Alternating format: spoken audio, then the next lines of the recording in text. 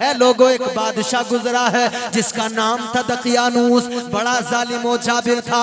जो भी अल्लाह और रसूल पर ईमान रखता था, जो अल्लाह पर ईमान रखता था, जो अल्लाह की अहदियत और समदियत का कायल था, जो उस दौर के नबी पर ईमान रखता था, वो उसे पकड़ लिया करता था, उसे कत्ल कर दिया करता था, जेल में डाल दिया करता था, सजाएं दिया करता था। अल्लाह ताला का कुरान बताता है चंद नौजवान निकले। कौन थे वो नौजवान? जो अल्लाह पर ईमान रखते थे, अल्लाह के नबी पे ईमान रखते थे। अल्लाह पर ईमान रखने वाले नौजवान, उन्होंने अल्लाह पर ईमान रखा था। खौफ ये था अगर बादशाह को पता लग गया मार देगा, अगर बादशाह को पता लग गया कत्ल कर देगा, अगर बादशाह को पता लग गया कैद करवा लेगा। रात के अंधेरे में निकलने लगे, रात के सन्नाटे में निकलने लगे। इनकी तादाद 7 है या 8 है, ये मुख्तलिफ रिवायात के एतबार से अलग अलग इनकी तादाद बयान की गई है। मगर याद रखो मेरे अजीजों, अल्लाह ताला के कुरान ने इसकी गवाही दी। सूरह कहफ कुरान के अंदर मौजूद है, असहाबे कहफ का किस्सा कुरान में मौजूद है। ये वो नौजवान थे जो अल्लाह पर ईमान रखते थे। आज भी हमारा नौजवान है, नाम के लिए तो अल्लाह पर ईमान है, लेकिन हकीकी तौर पर अगर ईमान का जायजा लिया जाए, ईमान बड़ा कमजोर है, ईमान में पुख्तगी नहीं है, ईमान में मजबूती नहीं है। आओ नौजवानों जरा दिल से सुनो, वो भी नौजवान थे। वो कैसे नौजवान थे? रात के सन्नाटे में निकल पड़े, सोचने लगे निकल जाओ यहाँ से। अगर बादशाह को पता लग गया हम अल्लाह पर ईमान रखते हैं, एक खुदा की इबादत के कायल है, कत्ल करवा देगा, जेल में डलवा देगा। ये नौजवान निकल पड़े रात के सन्नाटे में। एक और इन्हें तौहीद परस्त मिल गया, एक और इन्हें यक्ता परस्त मिल गया। वो कपड़े धोने वाला धोबी था, वो भी इनके साथ में चल पड़ा। उसने कहा मैं भी तुम्हारे साथ चलूंगा। उसके साथ में एक कुत्ता भी था, वो कुत्ता भी पीछे पीछे चलने लगा।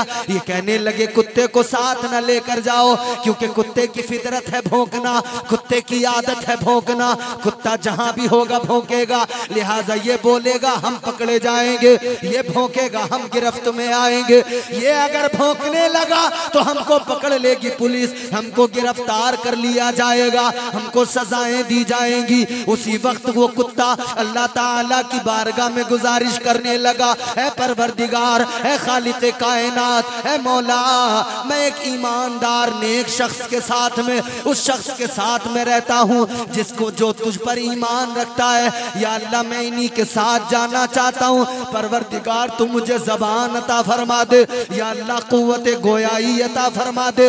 इसने अल्लाह की बारगाह में गुजारिश की है, इसने अल्लाह की बारगाह में इल्तिजा की है, अल्लाह ने इसे ज़बान अता फरमाई, परवरदिगार ने कुव्वत गोयाई अता फरमाई। ये कुत्ता बोलने लगा, कुत्ता कहने लगा मुझे भी अपने साथ लेकर चलो, मैं बोलूंगा नहीं, भौंकूंगा नहीं। अल्लाह अकबर। जब कुत्ता बोला, उनकी ज़बान में बोला, तो समझ में बात आ गई कि अब ये अल्लाह की मर्जी से बोला है, लिहाजा मंशाए रब भी यही है, इस कुत्ते को छोड़ा न जाए, इसको भी साथ में लेकर चलते हैं। ये सारे के सारे नौजवान चल दिए, कुत्ते को अपने साथ में लेकर चल दिए। रास्ते में गार के अंदर चले गए, एक पहाड़ की खोह में चले गए, गार के अंदर गए।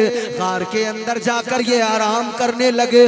रात का सन्नाटा था, इन्होंने गार में पनाह ले ली। गार में जाकर ये सारे असहाबे कहफ जितने भी थे सो गए। खुदा की कसम लोगों गौर करो, इधर इन्होंने आंखें बंद की है, इधर ये सोए हैं। तो 1-2 दिन नहीं सोए, 4-5 दिन नहीं सोए, महीना 2 महीना नहीं सोए, फरमाया गया 300 साल तक सोते रहे।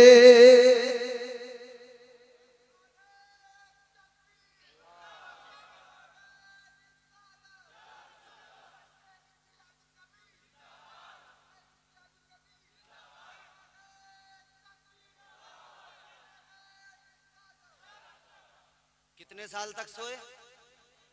जोर से बोलो। थोड़ा अरसा तो नहीं होता है ना? 300 साल। मियाँ 50, 60, 70 पे जिंदगी सिमट जाती है बंदे की। 50, 60, 70, 80 बड़ी मुश्किल से सो, उससे पहले काम खत्म, किस्सा तमाम। इतनी सी जिंदगी भी हमें कितनी बड़ी लगती है कि इतनी तैयारियां करते हैं, मगर वो तो 300 बरस तक सोते रहे। इतनी सी जिंदगी के लिए हम क्या क्या नहीं सोच लेते, क्या क्या इरादे नहीं होते हमारे। हमारी तमन्ना नहीं होती है हम अच्छा घर बना लें, एक ऊंची सी इमारत बना लें, गांव में जो भी देखे कहे ये फलां की इमारत है, ये फलां का मकान है। गांव में जो भी देखे कहे कि इसके पास जमीन भी बहुत है, इसका बंबई में बड़ा अच्छा काम है, इसने बंबई में अपना घर भी खरीद लिया है। क्या हमारी ये तमन्ना नहीं होती है? होती है। याद रखना मेरे अजीजों, जिंदगी बड़ी मुख्तसर है और इस मुख्तसर सी जिंदगी को कायदे से गुजार लो, करीने से गुजार लो, सलीके से गुजार लो। वो किसी ने बड़ी प्यारी बात कही, जिंदगी इतने सलीके से गुजारी जाए, जिंदगी इतने सलीके से गुजारी जाए जैसे चादर कोई कांटों से उतारी जाए। छोटी सी जिंदगी। हजरत नूह अलैहिस्सलाम, बच्चे आराम से। हजरत नूह अलैहिस्सलाम अल्लाह के पैगंबर, उनकी बारगाह में एक औरत आई, एक ज़ईफ़ा। हजरत नूह अलैहिस्सलाम की बारगाह में आकर कहने लगी, ए अल्लाह के पैगंबर, आप जरा मेरे लिए दुआ कर दीजिए, मेरे बच्चों के लिए दुआ कर दीजिए। हजरत नूह अलैहिस्सलाम ने फरमाया, कैसी दुआ? कहने लगी, दुआ फरमा दीजिए, मेरे बच्चे कम उम्र में दुनिया से चले जाते हैं, उम्रें बड़ी मुख्तसर होती हैं, इंतकाल हो जाता है। हजरत नूह अलैहिस्सलाम ने फरमाया, ए खातून ए ज़ईफ़ा, ये बता कितनी उम्र में तेरे बच्चों का इंतकाल होता है, कितनी उम्रों में तेरे बच्चे दुनिया से चले जाते हैं? जवाब सुनो। कहने लगी, मेरा कोई बेटा 100 साल की उम्र में चला जाता है, किसी बेटे का 200 साल की उम्र में इंतकाल हो जाता है। 50-60 की उम्र पर सिमटने वालों गौर करो, जिसका बेटा 100-200 साल की उम्र में दुनिया से जाए, इंतकाल हो, वो औरत कह रही है बच्चों की उम्र कम होती है। और फिर ये भी हिसाब लगा लो, जब बच्चे 100-200 साल की उम्र में इंतकाल करते हैं और माँ उस वक्त तक मौजूद है, जिंदा है, तो उस माँ की उम्र कितनी रही होगी, उस माँ की उम्र कितनी होगी? वो कहने लगी, बच्चे कम उम्र में दुनिया से चले जाते हैं, 100-200 साल की जिंदगी मिलती है, उनका इंतकाल हो जाता है। हजरत नूह अलैहिस्सलाम ने फरमाया, ए खातून, तू अपने बच्चों के लिए दुआ कराने आई है कि तेरे बच्चों की उम्रें तवील हो जाएं, तेरे बच्चों की उम्रें अल्लाह बढ़ा दे। मगर मैं तुझे एक बात बताता हूं। कहने लगी, हुजूर फरमाइए। हजरत नूह अलैहिस्सलाम ने फरमाया, ऐ खातून, तेरे बच्चे 100-200 साल तक जिंदा तो रहते हैं, एक जमाना ऐसा भी आएगा, ऐसे भी लोग दुनिया में होंगे कि 100-200 साल तो बड़ी बात हो गई, 50, 60, 70, 80 पे उनकी जिंदगियां खत्म हो जाएंगी। 100 साल पे कोई बड़ी मुश्किल से पहुंचेगा, इतनी कम उम्रें उनकी होंगी, इतनी जल्दी वो दुनिया से चले जाएंगे, इतनी जल्दी उनकी उम्रें खत्म हो जाएंगी। इतना सुना तो वो खातून कहने लगी, ऐ पैगंबरे खुदा, जब उन लोगों की उम्रें इतनी छोटी होगी, जब उनकी उम्रें इतनी कलील होगी, तो वो तो दुनिया में कुछ भी नहीं कर पाएंगे, वो दुनिया में न घर बना पाएंगे, न जमीनें खरीद पाएंगे, न वो कुछ कर पाएंगे। इतना सुना, हजरत नूह अलैहिस्सलाम ने फरमाया, ऐ खातून सुन ले, वो लोग उम्रें तो कम पाएंगे, मगर मकान ऐसे बनाएंगे कि उनसे पहले किसी ने नहीं बनाए होंगे। छोटी छोटी होंगी, मगर मकान ऐसे उनसे पहले किसी ने नहीं बनाए होंगे। घर इतने आलीशान बनाएंगे, बिल्डिंगें इतनी आलीशान होंगी, मकान उनके इतने उम्दा होंगे, उनसे पहले किसी ने ऐसे मकान नहीं बनाए होंगे। कहने लगी, हुजूर इतनी छोटी सी उम्र, और मकान भी बना लेंगे, सारे काम भी कर लेंगे। हजरत नूह अलैहिस्सलाम की बारगाह में वो खातून अर्ज करने लगी है, पैगंबर खुदा, ऐ अल्लाह के पैगंबर, अगर मुझे पता लग जाए, अगर मुझे इल्म हो जाए, मेरी उम्र इतनी कम होने वाली है। इसकी थोड़ी आवाज बढ़ा दें भाई ऑपरेटर साहब, आवाज कम है। वो खातून कहने लगी, ऐ पैगंबर खुदा, ऐ हजरत नूह अलैहिस्सलाम, अगर मुझे पता लग जाए, अगर मुझे इल्म हो जाए कि मेरी उम्र 50, 60, 70 साल की होने वाली है, कहने लगी मैं सजदे में सर झुकाकर सजदे से सर ही ना उठाऊं, उस सारी जिंदगी में फकत अपने परवरदिगार को राजी करती रहूं। वो कहती है इतनी कम उम्र अगर मेरी हो ना, कोई काम ही ना करूं, फकत अल्लाह को राजी करूं। मगर हम 50, 60, 70, 80 साल की उम्र में क्या कुछ नहीं कर लेते, सब कुछ कर लेते हैं। 300 साल तक सोते रहे। मुहाफिज कौन था? परवरदिगार था। इधर ये सोए, बादशाह उधर कह रहा है वो कहां गए, तलाशी की जा रही है, तलाश किया जा रहा है, ढूंढा जा रहा है। जब उनको तलाश किया गया तो पता भी लग गया फला गार के अंदर सो रहे हैं। बादशाह ने कहा सो रहे हैं गार के अंदर, तो एक काम करो, सजा दी जाएगी। क्या सजा? बादशाह कहने लगा गार को बंद कर दो, गार के दहाने को बंद कर दो, अब ये हमेशा अंदर ही सोते रहेंगे। इस गार को इनकी कब्र बना दिया जाए। गार को बंद कर दिया गया, उसके दहाने पर पत्थरों को लगाकर चुनकर जो है बंद कर दिया गया।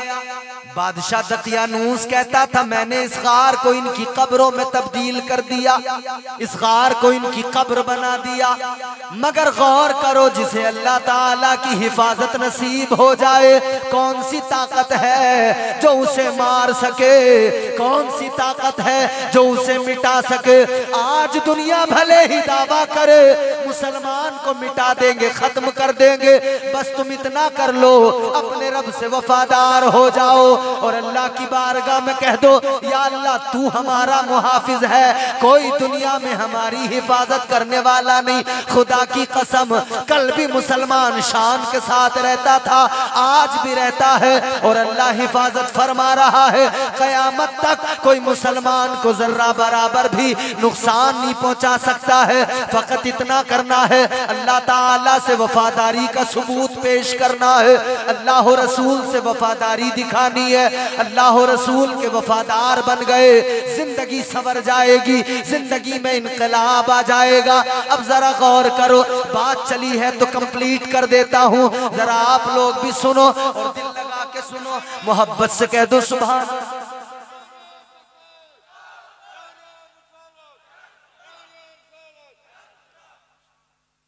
बात आपको समझ में आ रही है? आ रही हो तो सर ही हिला दो। माशाअल्लाह, अल्लाह आपको सलाम करे। जरा मोहब्बत से कहें सुभान। दीवार चुन दी गई, दरवाजा बंद कर दिया गया, ये अंदर सोते रहे। 300 साल का जमाना गुजर गया, दकियानूस खत्म हो गया। उसके बाद में कितने बादशाह आए वो भी खत्म हो गए। 300 साल के बाद में एक बादशाह फिर आया, नेक था, आदिल था, लोगों को समझाता था। मगर उस जमाने के अंदर लोग आखिरत पर ईमान नहीं रखते थे। वो कहते थे जो भी है दुनिया है, यही कर लो जो करना है, मरना वरना मरने के बाद में उठने का कोई चक्कर नहीं है। आज भी लोग यही समझ रहे हैं। अगर आखिरत का डर होता तो बंदा इतना निडर न होता। आज भी हालात यही हो गए मेरे अजीजों, आखिरत का खौफ दिलों से निकल गया, अल्लाह का खौफ दिलों से निकल गया। आज हमने सोच लिया यही जिंदगी है जो कुछ है, इसीलिए तो कह दिया करते हैं जिंदगी 4 दिन की है, गुजार लो, जो होगा देखा जाएगा। याद रखना औकात नहीं इंसान की के देख सके। यहाँ दुनिया में भी आपने देखा होगा, बारिश अगर ज्यादा होने लगे नदियों में उफान आता है, बस्तियों में आबादियों में सैलाब आ जाते हैं। जब ये तबाही के मंजर होते हैं तो दुनिया इनको देख नहीं पाती है। ये छोटा सा मामला होता है, बारिश की ज्यादती इंसान से देखी नहीं जाती, तबाही ही तबाही नजर आती है। वो इंसान कि सर्दी ज्यादा हो जाए सिमट गया, सुकड़ गया, ठिठर गया, सर्दी नहीं देखी जा रही, कंबल भी है, ऊपर से लिहाज भी है, पूरा पैक हो गया है, सर्दी नहीं देखी जा रही। गर्मी ज्यादा होने लगे तो गर्मी नहीं देखी जाती। इंसान की औकात तो अल्लाह उसे बार बार दिखाता है। इंसान अपने आप को ज्यादा ताकतवर न समझ, मेरी ताकत ये है अगर सर्दी ज्यादा कर दूं तो तेरे बस की बात नहीं के देख सके, गर्मी ज्यादा कर दूं तो तेरी औकात नहीं देख सके, बारिश ज्यादा हो जाए तेरी औकात नहीं देख सके। फिर तेरी औकात ही क्या है जब तू मौसम नहीं देख सकता तो तू अल्लाह का अजाब कैसे देख सकता है। मौसम देखने की औकात नहीं, अल्लाह का अजाब क्या देख। अल्लाह ताला ने परवरदिगारे आलम ने कयामत का दिन भी मुकर्रर किया है। अल्लाह जानता है, उसका रसूल जानता है, आएगी कयामत, जरूर आएगी। और जो कब्रों में चले गए उनको दोबारा उठाया जाएगा। बाज लोग ये समझकर अपनी लाशों को जलाते हैं, राख बनाते हैं, पानी में बहाते हैं, हवा में उड़ाते हैं, सोचते हैं राख बन गए, हवा में उड़ गए, पानी में बह गए, अब कैसे दोबारा हमें जिंदा कर लिया जाएगा। मगर नहीं, एक बार ये भी तो सोचा करो, एक कतरे से जब अल्लाह बना सकता है, गोश्त भी, हड्डियां भी, खून भी, सब कुछ एक कतरे से अगर अल्लाह बनाने की कुदरत रखता है तो तू राख होके हवाओं में बिखर जा, अल्लाह उसी राख को इकट्ठा करके तुझे दोबारा से भी बनाना जानता है।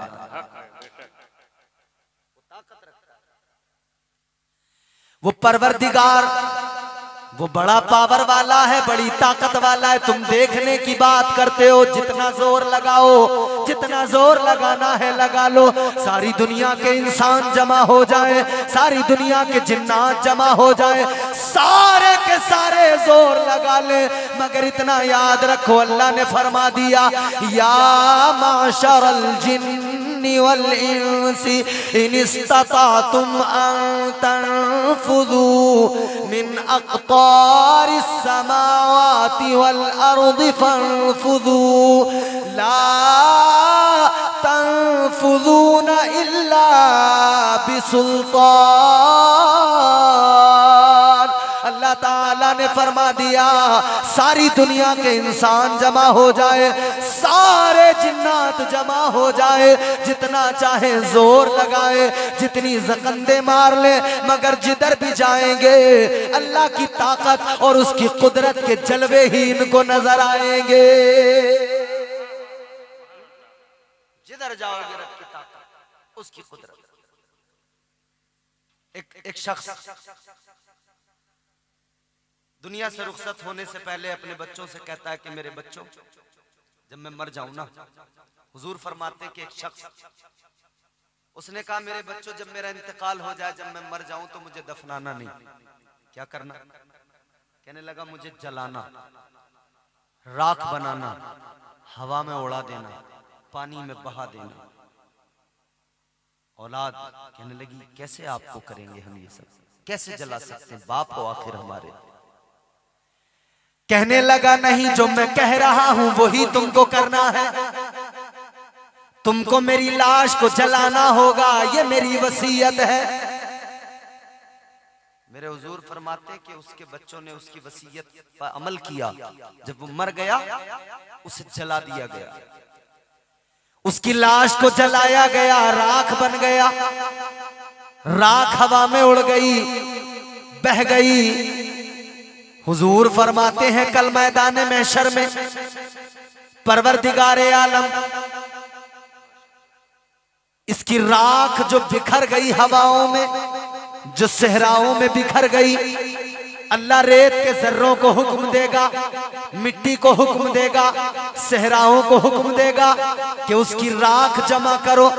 जितने भी जर्रात जहां हैं सारे मेरी बारगाह में पेश किए जाएं। उसकी सारी राख के जर्रात जमा होंगे, जमीन वापस करेगी, पानी वापस करेगा, सारे जर्रात अल्लाह ताला के हुजूर अल्लाह ताला फिर से उसे पैदा करेगा, फिर से उसे बना देगा, जिंदा करेगा। अल्लाह ताला फरमाएगा, ऐ मेरे बंदे जरा ये बता, ये तूने किस लिए किया था? आखिर क्या वजह थी कि तूने अपनी लाश को जलवा दिया था? क्या वजह थी कि तूने अपनी लाश को यूं जलाकर राख को यूं बिखरवा दिया था? वो कहने लगा, अल्लाह की बारगाह में रोने लगा। मेरे आका फरमाते हैं वो रब की बारगाह में रोएगा, गिड़गिड़ाएगा, अर्ज करेगा, मौला मुझे तुझसे डर लगता था, या अल्लाह तेरा खौफ था, या अल्लाह तेरा डर था, ऐ परवरदिगार मैं डरता था कल मैदान महशर में तेरे सामने कैसे खड़ा हो पाऊंगा, गुनाहगार हूं, तेरा खौफ था, मुझे डर था कि तेरे सामने क्या जवाब दूंगा जब मेरी जिंदगी का हिसाब किताब होगा, जब मेरे नामे अमाल को खोला जाएगा, मैं कैसे तेरी बारगाह में खड़ा रह पाऊंगा, कैसे हिसाब दे पाऊंगा। परवरदिगार ने फरमाया, ऐ मेरे बंदे बता, क्या ये तूने वाकई मेरे खौफ की वजह से किया, मेरे डर की वजह से किया? कहने लगा, हाँ परवरदिगार, तेरे खौफ की वजह से किया, तेरे डर की वजह से किया। अल्लाह ने फरमाया, तूने अगर मुझसे डर कर ऐसा किया, मेरे खौफ की वजह से किया, तो याद रख ले, जो मुझसे डरता है, जो मेरा खौफ दिल में रखता है, मैं उस पर बड़ा करम फरमाता हूँ, मैं उसको बड़ी शान अता करता हूँ। परवरदिगार फरमाएगा, ऐ मेरे बंदे जा, मैंने तेरे सारे गुनाहों को मुआफ कर दिया और तुझे जन्नत का हकदार बना दिया। माशाअल्लाह, नारे तकबीर, नारे रिसालत, जश्न ईद मिलादुन नबी, उलमाए अहले सुन्नत, शोराए अहले सुन्नत, मसलके आला हजरत, नारे तकबीर, नारे रिसालत। हज़रात गिरामी, शायर मुल्क हिंदुस्तान मोहतरम कारी गुलाम नूर मुजस्सम साहब क़िबला मिंबर नूर पर तशरीफ ला चुके हैं। आप हज़रात बैठे, तकरीर समाअत फरमाएं। मद्दाह खैरुल अनाम वासिफ शाह हुदा हजरत गुलाम नूर मुजस्सम साहब तशरीफ ले आए हैं। मेरी गुफ्तगू के बाद में फौरन आप इनको समाअत करेंगे। मेरी गुफ्तगू बहुत जल्दी से आप सुन लीजिए ताकि फिर आपके महबूब शायर आपके सामने हों। आखिरी बातें मैं जल्दी जल्दी अर्ज कर देता हूँ, जरा मोहब्बत से सारे लोग सुने और प्यार से कह दें सुभान अल्लाह। तो बंदे के दिल में रब का खौफ होना चाहिए, निडर नहीं होना चाहिए। कल मैदान महशर में रब को मुंह दिखाना है। छोटी सी जिंदगी है, न इतराओ इस पर घमंड ना करो। 300 साल तक वो गार के अंदर सोते रहे। फिर एक बादशाह आया, बड़ा आदिल, बड़ा नेक, मगर उसकी कौम के अंदर कुछ लोग ऐसे जो आखिरत पर ईमान नहीं रखते। कहते थे मरने के बाद में कैसे जिंदा होंगे, कहते थे जो कुछ भी है यही जिंदगी है, इसके बाद में कुछ नहीं है, मर गए तो काम खत्म।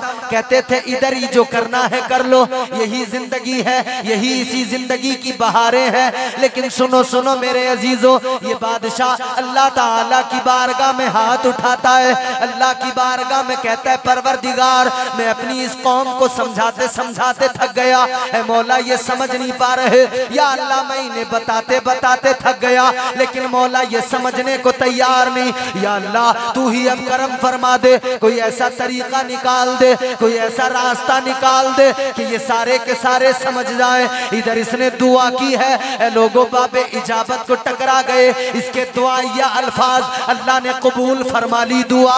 फिर अल्लाह ताला ने करम फरमा दिया। वो जो 300 साल तक सोते रहे, अल्लाहु अकबर कबीरा, 300 साल तक सोने के बाद में अचानक वो उठ गए, बेदार हो गए। जब वो सारे बेदार हुए, उन्होंने एक दूसरे को देखा तो सवाल करने लगे, हम कब से सो रहे हैं, कितना सोए हैं? तो उन्होंने कहा शायद हम आधा दिन सोए होंगे, लेकिन अपनी हालत को देखा, बाल बढ़ गए थे, नाखून बढ़ गए थे। ऐ लोग, सोते सोते जिंदगी थी, बाल बढ़ गए, नाखून बढ़ गए, मगर सुनो सुनो 300 साल तक सोए। अब अल्लाह के करम को यहाँ पर भी महसूस कर लो।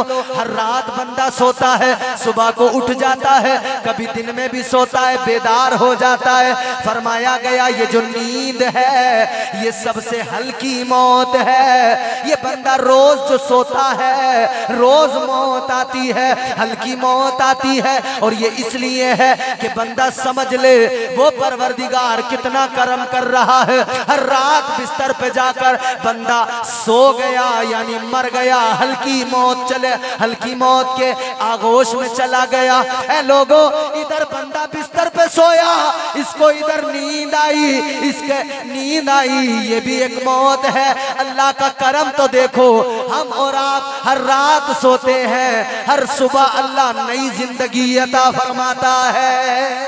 सुभान अल्लाह, माशाअल्लाह, बेशक, जिंदाबाद जिंदाबाद, वाह वाह।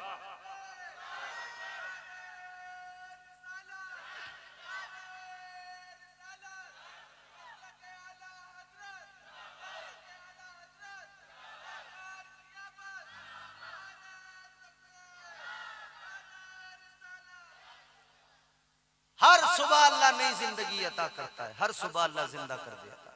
ये उसका करम नहीं तो क्या है। वो नवाजने पे आए तो नवाज दे जमाना, वो नवाजने पे आए तो नवाज दे जमाना। वो करीम ही जो ठहरा तो करम का क्या ठिकाना।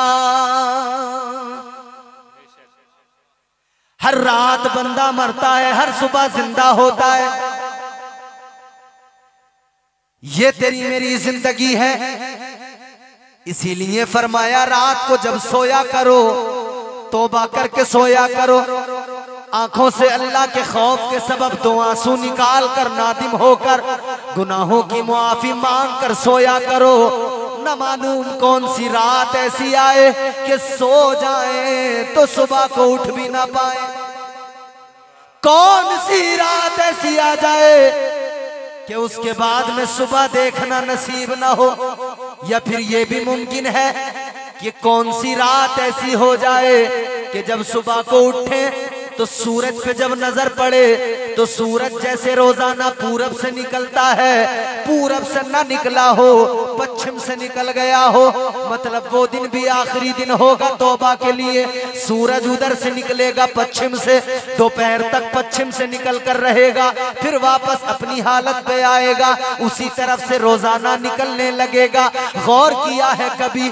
न मालूम कब हो जाए वो दिन, न मालूम कब हो जाए ऐसा वक्त, कौन सी सुबह हो कि उस तरफ से सूरज निकल जाए। फिर उसके बाद में तौबा भी कबूल नहीं होगी। फिर उसके बाद में अल्लाह की बारगाह में बंदा चाहे जितना रो ले, फिर तौबा कबूल नहीं की जाएगी।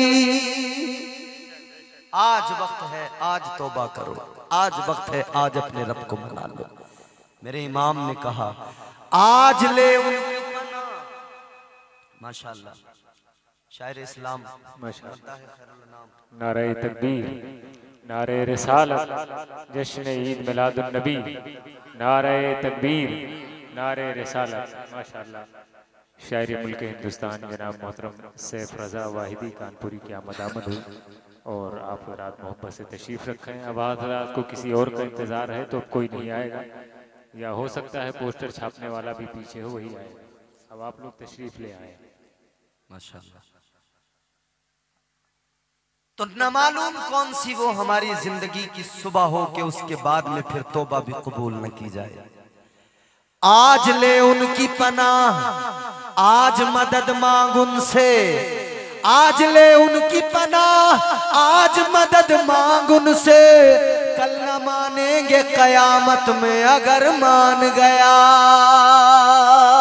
आज रब को राजी कर लो, अल्लाह ताला ने वक्त दिया है, अक्ल दी है, दिमाग दिया है, आज अपने परवरदिगार को राजी कर लो। आज अगर रब को राजी कर लिया, खुदा की कसम मेरे अजीजों, अल्लाह राजी हो गया। रब राजी तो सब राजी, रब राजी तो जग राजी। आज भी अपने आप के अमल को देखकर अपने आप के अमाल का हिसाब बंदा खुद रखे, और हर इंसान जानता है मैं क्या हूँ। मेरे अजीजों अब जरा गौर करो, बात को जल्दी खत्म करता हूँ। असहाबे कहफ 300 साल के बाद में बेदार हुए, नाखून बढ़ गए, बाल बढ़ गए। अब इन्होंने कहा कितना सोए, कहने लगे शायद दोपहर तक सो गए। बाज ने उनमें से किसी ने कहा उससे भी ज्यादा सो गए। लेकिन कहने लगे चलो छोड़ो इस बात को, अब भूख लगी है, कोई एक आदमी जाओ खाना लेकर आओ, खाना लाओ, खाना खाएंगे। और ये भी कहा चुपचाप जाना, खामोश जाना, छुपते छुपाते जाना। इन्हें पता भी नहीं था 300 साल गुजर गए, इन्हें पता भी नहीं था कि वो बादशाह भी नहीं रहा। उस बादशाह की हड्डियों को मिट्टी ने खा लिया है, जमीन ने उसे खत्म कर दिया है, जमीन ने उसके जिस्म को गला दिया है। इन्हें मालूम भी नहीं था इतना वक्त गुजर गया। अब इन्होंने कहा जाओ खाना लेकर आओ, भूख लगी है। जो पैसे इनके पास में थे 300 साल पुराने, वो 300 साल पुरानी रकम लेकर गए, बाजार में गए खाना लेने के लिए। एक बंदे को भेजा, वो छुपते छुपाते गया, बाजार में गया, खाना खरीदा। अब जैसे इसने वो पैसे दिए, दुकानदार ने पैसों को देखा, देखकर हैरान हो गया, ये कौन से पैसे हैं, ये कौन सी करेंसी है, ये कौन सा खजाना है। क्योंकि उस दौर के अंदर करेंसी अलग थी, उस दौर के पैसे अलग थे। और आप तो जानते हैं 100 साल के अंदर बहुत कुछ बदल जाता है। यहाँ तो 300 साल का मामला था। डिमोनेटाइजेशन होती रहती है, नोट बदलते रहते हैं, सिक्के बदलते रहते हैं, मोहर बदलती रहती है। बादशाह बदले तो सिक्के बदल गए, बादशाह बदले तो मोहर बदल गई। अब उसने देखा पैसे कौन से लाया है, उसने कहा ये वाले पैसे नहीं, इस दौर में जो चलते हैं सिक्के वो दे, वो निकाल वो दे, इस वक्त के दे, ये कौन से लेकर आ गया। इसने कहा ये हमारे हैं, अपने हैं, यही तो हैं अभी के चलने वाले। ये हैरान हुआ दुकानदार। दुकानदार कहने लगा शायद तुझे कोई खजाना पुराना मिल गया है, शायद कोई माल तेरे हाथ लग गया है, कोई दबा हुआ खजाना तुझे मिल गया है।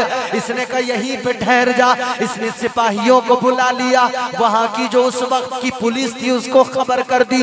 वो आए, पकड़ कर ले गए, बादशाह के दरबार में लेकर गए, बादशाह के सामने खड़ा किया। बादशाह ने मालूम किया कहां से लाया, ये खजाना कहां से मिला, जल्दी बता, और कितना है। फिर इसने सच्चाई बताई। कहने लगा हम तो सोए हुए थे, गार के अंदर थे, गार में सो रहे थे, जब बेदार हुए हैं तो मैं खाना लेने आया हूँ। बादशाह ने कहा कब से सोए, कहा तब से सोए जब तुम बादशाह नहीं थे, तुम्हारी जगह पर दूसरा बादशाह था, तुम्हारी जगह पर एक और बादशाह था, नाम उसका दकियानूस था। अब उस बादशाह को समझ में आ गया, वो समझ गया ये परवरदिगार का, ये मेरे मौला का करम हो गया है, ये परवरदिगार ने ये अपना करिश्मा दिखा दिया है। बादशाह ने कहा और तेरे साथी का, वो गार के अंदर है। बादशाह अपने लश्कर के साथ, अपने हमराहियों के साथ निकला, गार पे पहुंच गए। गार के दहाने पे जाकर देखा तो अंदर को जब नजर डाली, अंदर वो सारे के सारे इसके साथी मौजूद हैं। जब सारा मामला मालूम किया, सारी बातें पता लग गई। जब ये हाल देखा, बादशाह की कौम भी समझ गई और उसको भी अक्ल आ गई। वो लोग भी जो कहते थे मरने के बाद में जिंदा नहीं होना, उनको भी समझ आ गई, वो भी जान गए। सारे के सारे कहने लगे जब परवरदिगार 300 साल तक सुलाकर दोबारा बेदार कर सकता है, तो वही परवरदिगार कल मैदान महशर में दोबारा जिंदा कर सकता है। बेशक, सुभान अल्लाह, सुभान अल्लाह, माशाअल्लाह, जिंदाबाद, जिंदाबाद, माशाअल्लाह, सुभान अल्लाह, सुभान अल्लाह, या रसूल, या रसूल।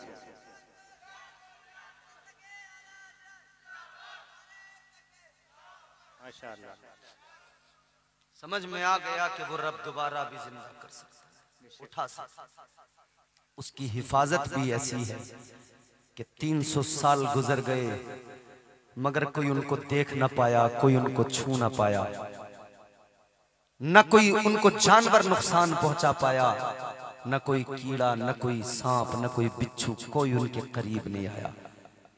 बल्कि कुरान तो कहता है सूरज जब निकलता, आज भी वो सो रहे हैं, सूरज निकलता है ना, अल्लाह ताला सूरज को हुक्म देता है कि जब तू इनके ऊपर से गुजरेगा ना, बिल्कुल ऊपर से नहीं गुजरना, जरा साइड से गुजर के जाना, ताकि इनको कोई तकलीफ ना हो जाए, उस रोशनी से इन्हें कोई परेशानी ना हो। बादशाह दकियानूस ने उनको जो है उन पर गिरफ्त लगाई थी, शिकंजा कसा था, मगर वो नौजवान वो अल्लाह ताला से मोहब्बत करने वाले जब निकले तो अल्लाह ने ऐसी हिफाजत अता फरमाई। आज भी अगर नौजवान वही हौसला और वही अल्लाह ताला की मोहब्बत दिल में अगर रखे ना, खुदा की कसम ऐसे रास्ते परवरदिगार निकालेगा कि अक्लें हैरान हो जाएंगी बंदे की। इधर ये बादशाह है, सारी कौम है, सब सजदे में गिर गए, अल्लाह का शुक्र अदा करने लगे, या अल्लाह तेरा बड़ा शुक्र है। इधर इन लोगों को दोबारा नींद आने लगी, ये दोबारा सो गए। ये जब सोए ना दोबारा, तो बादशाह ने क्या किया, सोने के ताबूत बनाए, उन ताबूतों के अंदर इनके जिस्म रखे गए और फिर इनको रख दिया गया उसी गार में। जब बादशाह रात को सोया तो ख्वाब में आया, कहने लगे बादशाह ये सोने के ताबूत निकाल ले, ये सोने के ताबूत इनकी हमें जरूरत नहीं है, हमें लकड़ी के ताबूत बना के उसी में रख दे। बादशाह ने सोने के ताबूत अगले दिन निकाल लकड़ी के ताबूत में रख दिए।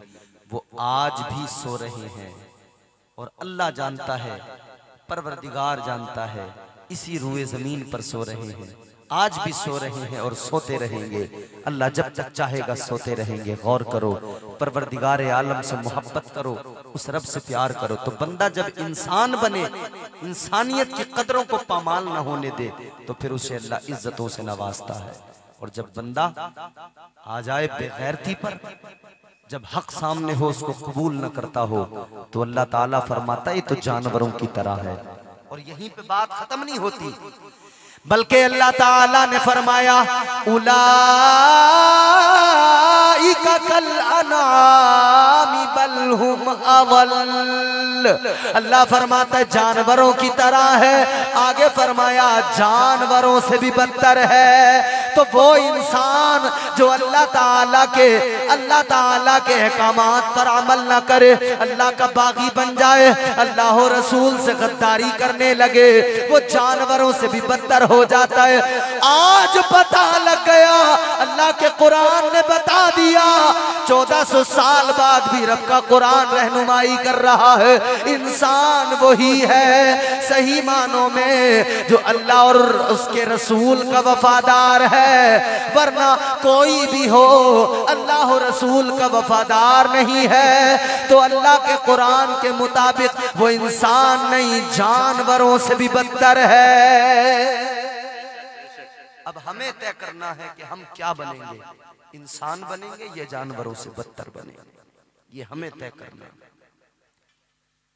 हम अगर इंसान बनेंगे तो इंसान को अल्लाह ने अक्ल दी है, फिक्र दी है, सोच दी है, समझने का मादा सलीका दिया है। ये अक्ल कहती है समझ ले वही रब है, वही परवरदिगार है तेरा, उसी की बारगाह में तुझे झुकना है। ये अक्ल बताती है अल्लाह ने अपना महबूब जो दुनिया में भेजा लबादे बशरियत में, वो परवरदिगार का महबूब है, उससे प्यार करना ऐने ईमान है। तो जरूरी हो जाता है कि बंदा फिर अल्लाह रसूल का वफादार बने और अहकाम शरीयत पर अमल करने लगे, फिर नमाजें पढ़ने लगे, इबादतें करने लगे, फिर सजदे करने लगे, फिर बंदगी में इसका दिल लगने लगे। जब ये कैफियत पैदा हो तो फिर आफरीन है उसको, फिर उसको मुबारकबाद है कि वो अल्लाह और उसके रसूल की मोहब्बत दिल में लिए हुए है। ये इश्क हकीकी इंसान की ज़िंदगी को संवार देता है। ये इश्क हकीकी है जो इंसान की ज़िंदगी को खुशगवार बना देता है। फिर वो जिसकी नज़रों में आका का हुस्न होता है, आका का जमाल होता है, फिर वो सारी दुनिया को इश्क का मफहूम समझाता है। और फिर गोया किसी शायर ने जो कहा ना, वो इसी अंदाज में समझाता है। आप एक मर्तबा जोर से कहें सुभान अल्लाह। इश्क सुन्नत है खुदा की, इश्क मीरा से अजल, इश्क का बानी मुबानी ला यमूतो लम यजल। इश्क तन्हाई पसंद रोज़े अव्वल ता अबद, इश्क यकताई का तालिब लम यलिद से लम युलद। इश्क ने चाहा कि अब हो दिल लगी का बंदोबस्त, इश्क की तहरीक पर बरपा हुआ योमे अलस्त। इश्क आदम का हवाला, इश्क हवा का वजूद, इश्क ही हर हस्तबूदो बाई से हर हस्तबूद। इश्क ने पैदा किया हाबील में ईमान रूह, इश्क ने ही आके टाला नूह से तूफान नूह। इश्क इब्राहिम से सोजा नहीं थी कोई आग, इश्क ने दाऊद को छेड़ा तो छेड़े उसने राग। इश्क में बेटे पे जब खंजर उठाता है खलील, इश्क में सर को झुका दे हंस के फर्जंदे खलील। इश्क ने जमजम निकाले जब भी रगड़ी एड़ियां, इश्क ने जिंदान में यूसुफ की खोली बेड़ियां, इश्क ने जिंदान में यूसुफ की खोली बेड़ियां। इश्क ने फिरौन के दरबार में कलमा पढ़ा, इश्क तन्हा करबला में 100 यजीदों से लड़ा। क्या है इश्क दो मिसरों में समझ लो। इश्क ने फिरौन के दरबार में कलमा पढ़ा, इश्क तन्हा करबला में 100 यजीदों से लड़ा। इश्क में वो कौन है दो बादशाह ने वली, इश्क है या तो हसन या फिर हुसैन इब्ने अली। सुभान अल्लाह, वाह वाह वाह वाह वाह वाह वाह वाह, सुभान अल्लाह, सुभान अल्लाह, माशाअल्लाह, जिंदाबाद, सुभान अल्लाह। लक़द खलक़नल इंसान फी अहसनि तक़वीम, बेहतरीन बनाया है अल्लाह ने, इससे ज्यादा बेहतरीन बनने की कोशिश ना करो, फिर बदतरीन बनने पे लग जाओगे।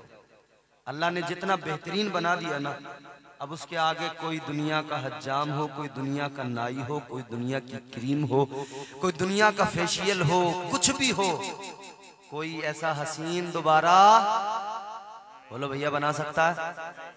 नहीं बना सकता है।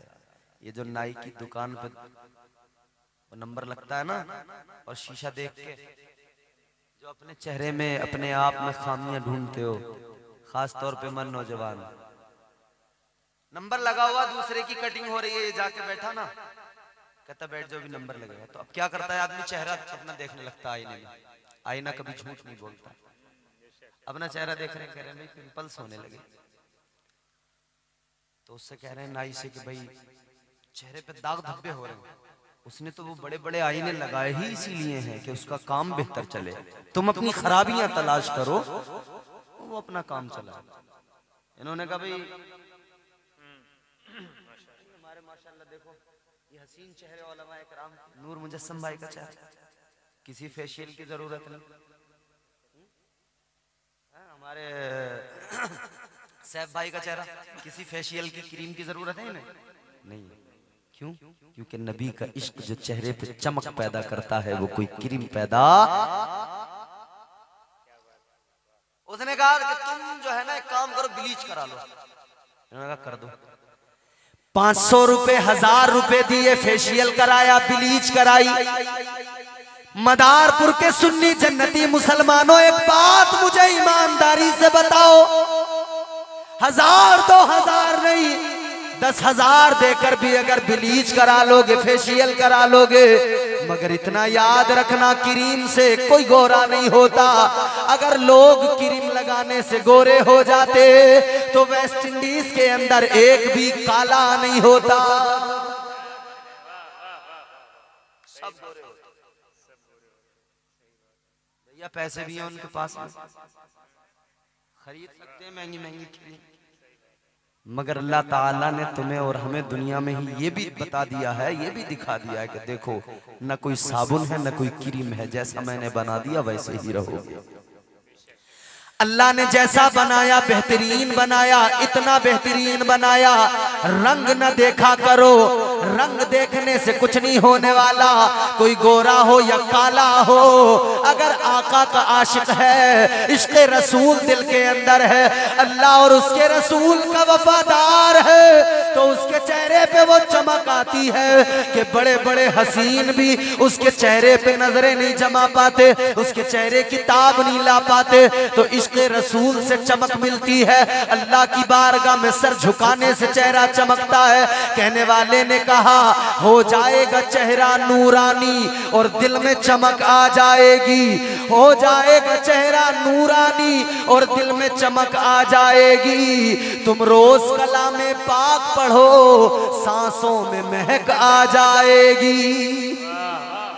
मस्जिद से बुलावा जब आए, सजदों के लिए तुम चल देना, इस हुस्ने अमल से माथे पर नूरानी चमक आ जाएगी।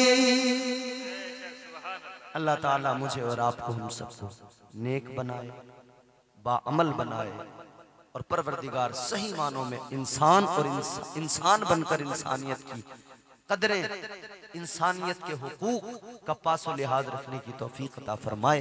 अल्लाह ताला की बारगाह में दुआ है जो मैंने गुफ्तगू की अल्लाह उसे कबूल फरमाए, कहने सुनने से ज्यादा मुझे आपको हम सबको अमल की तौफीक अता फरमाए। अस्तगफिरुल्लाह रब्बी मिन कुल्लि ज़ंबि व अतूबु इलैह। कलमा शरीफ पढ़े ला इलाहा इल्लल्लाहु मुहम्मदुर रसूलुल्लाह सल्लल्लाहु अलैहि वसल्लम व मा अलैना इल्लल बलाग। अस्सलामु अलैकुम व रहमतुल्लाह।